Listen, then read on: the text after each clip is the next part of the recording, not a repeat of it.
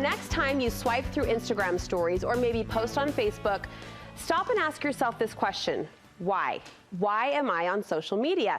That's a question BYU researchers asked Facebook users to answer, and their results are making headlines and starting bigger conversations about why we make social media part of our day. So today we're picking up that conversation. Studio 5 relationship coach Dr. Matt Townsend is joining me, and you call this study groundbreaking. Oh, this is huge. And it's hard because there isn't a ton of research on social media. It's so new. Historically, there's a lot of new stuff, right? And this is only for Facebook, so you can't necessarily, make it fit any other type of social media. Okay. But it tells you that you probably don't know exactly why you're on it, because you might think you're on it just to see the goodness in the world. But the reality is you may have an ulterior motive. And so what they did is they did the study and they found out that there's 4 very distinct types. And most of us will fall into one of the types. We may get into 2, but really you tend to fall into a type or another, one type or another. Before we get into these Facebook types, I think I know the answer. Let me ask you anyway. Why is it important to know why we use social media? Well, because what's interesting, you're going to then notice it might be filling up a hole for you. You might actually be thinking you're using it one way and you're actually not using it that way, which means you're not getting the results. It also might tell you a lot about you, and maybe there's a reason why you're spending so much time on it, and it might be better in some ways to go fix some things instead of just playing this game. So let me say it straight. It could point to some really unhealthy emotional... Possibly, but it really, and they would never want it to be used that way, but the reality is each of these types has kind of a goal, and but each of the goals might actually be making you less happy or more happy, but sometimes it's just vacant happiness.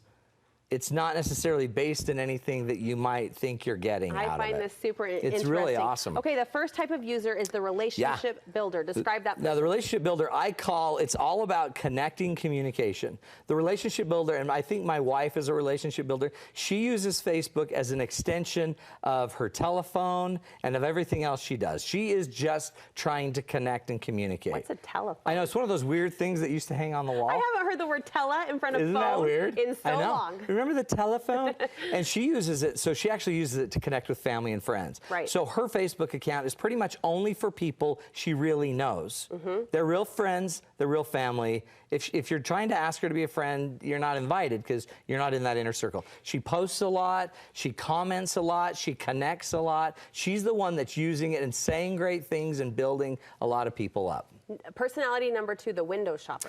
The window shopper are the people that don't really like Facebook, but they're forced to do it. So I call it coerced curiosity. Okay. They're coerced to be on it because everyone else is on it, and all they really are is just window shopping. They're the ones that my kids would call the creeper, that kind of go on and they just want to see what's going on with that old girlfriend. Never commenting. They're not commenting. They say very little, but they're just trying to see what everyone else is doing, and they actually would rather be doing anything else, but they kind of feel like they have to do this because people do this. So any posting they do is just pretty much to show they're alive and they're not going to be left behind. They're also the people that I think, correct me if I'm wrong, tend to act like they're too cool for school. When it comes to social media, they're not about to admit face-to-face something they read about you online. Exactly. All right, personality number 3, the town crier. What's that? You know these people. The town criers, they're always on causes and cautions. Yes. All they talk about is the latest issue, the biggest problem. They really don't even like social media except for to change the world. It's all about a cause. It's all about this one thing, and they push the causes and the cautions, lots of warning. They personally would never try to communicate with their family and friends this way, because Facebook's not personal enough. So these are the ones that like to talk, that like to actually really communicate face-to-face with their family and friends. But the group of their followers, they don't even care about a conversation. They don't treat them like people. No, they're a crier. Like, the sky is falling, and if anyone's like, no, it looks really sunny and nice, they don't care. They don't want to hear that. So they don't necessarily want a feedback loop. They just want to state. They're the people I avoid. Yeah. Everybody knows them, right? Oh, totally. And then those are the ones, if they get too excessive, you just turn them off. You block them. Yeah. The selfie, that's a category, the selfie? The selfie. And by the way, these categories came from the academics. Okay. So these are how they see people break out. And the selfie is really interesting. They're constructing confidence. So what the selfie is doing is the selfie is not about friends and relationships. It is all about projecting themselves.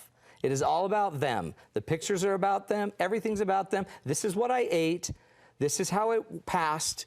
This is what happened. This is the next thing. And we go through the day. I don't know if it gets that graphic, but it goes, I'm not on Facebook much, but it goes through all this stuff. But it's all about me. It's all about me. And their idea is, if you like me, then I'm valuable. If you like me, I'm valuable. So it's all about the likes. So they don't even go out and like a lot of people's stuff. They're just trying to drum up hearts and likes and smileys and a lot of teenagers fit into this category. Yeah, and the selfies are a big deal. So if you got to start to identify which of these do you tend to do it for, you don't even, like, the academics would hate me presenting it this way because you don't need to judge it. However, you might think you're a relationship builder and connector when really you're a selfie. And you might want to go look at it because it might be how you're driving people away. It might be, if you're too much of a town crier, you might be losing people. And so I'm big into just simply identifying 4 questions. Okay. Which one are you? Just very clearly figure that out. 2, what do others really need from me on Facebook? The next question you can ask yourself, is this how I want to be seen? Is this how I want to project myself? And does it align to my values and who I want to be? And then last but not least, how can I use my social media to change and lift others? Those are awesome questions. And I would just start reflecting. And I would do the same thing on Twitter. How are you using? All you have to ask yourself is, why do I get on Facebook, really? Yeah. Is it about cautions? Is it about construction? Is it about communication? What is it about? Because we're spending so much of our time, more than any of us would want to ever admit, on these social media platforms. So why not do it with a purposeful intent? And I think if you do it with a purposeful intent, you'll actually find you're happier than if you're doing it unknowingly, not knowing what you're trying to fill or fix, and kind of blindly. So the minute we do anything more intentionally and we get our vision and our passion and our principles behind it, you're going to find peace. You're going to find happiness. Do you think, Matt, real relationships, as we look at, like, the greater good, why are we on social media? Well, maybe it's to connect with people. Do you think real relationships can be formed or be deepened through a social media network? I think they can be initiated, but I think eventually you're going to have to go deeper than the surface of social media. It's going to take something deeper, shared experiences, longer form communication. So I think you could do a lot of it through writing, but it'd have to take longer form, but even better, some face-to-face, and even better, less about you and really listening about the other person. Good stuff. Good stuff. We'll put a link to the research on our website if you want to brush up on that. And you have some holiday deals happening on your website for viewers. Super cool. All you got to do is go to matttownsend.com. And you'll get, you'll just see it right there. There's a little link. Get on the link. You can get to all of our discounts. I mean, it's a great time to buy discount tickets for all of our date nights. Bring your friends and family. Sometimes you might want to get your partner a book, your husband a book. Like, hey, how about reading this and change the marriage? Nothing like subliminal Anything messaging. like that. Our anxiety classes, they're all there on discount for Christmas. I can't go anywhere without someone stopping me and telling me how awesome date night was. Oh, so the doctor's office, Target. Oh, yeah. It was People awesome. love it. It's always good when they're talking about you at the doctor's office. Thanks so much, Matt.